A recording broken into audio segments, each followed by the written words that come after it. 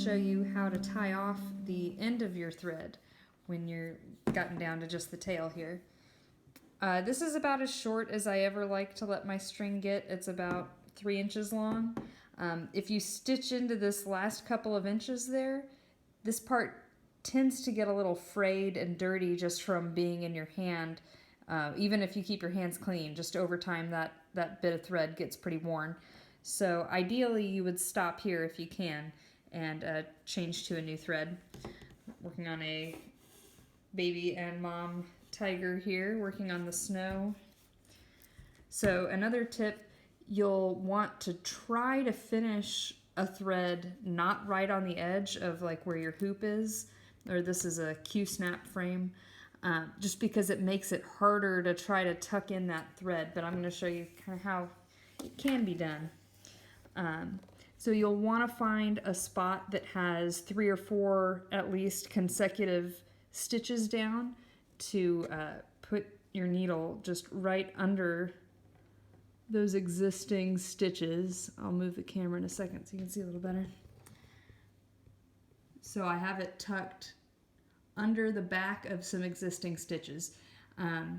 You can see a little bit more clearly on this white one here what that looks like, to just go under a row of stitches and pull it tight. You don't need to tie a knot at all once you pull that out of there. And this is what I meant about working close to the edge of the hoop. It gets a little tricky, and sometimes if you need to, I'll show you here just as an example, you can actually push the needle through the fabric and come out on the front side, because there's just not going to be enough room for me to pull that needle.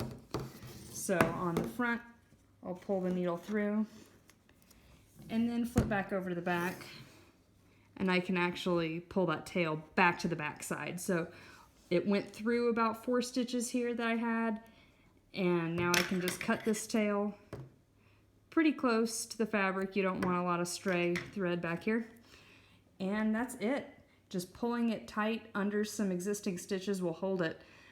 Say this was your first color and you only have a couple stitches, you don't have a big row of them to tuck it underneath. You can split the hairs, of the fabric just a little bit, if you can at least tuck it under 1 or 2 existing stitches, and then let your needle kind of catch. Of course, this only works if you're using actual fabric and not plastic canvas, but you can catch a little bit of the back side of the fabric just to give it a couple more, points where it's tacked down.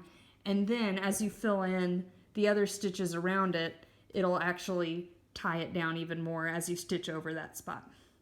So hopefully that helps. Thanks.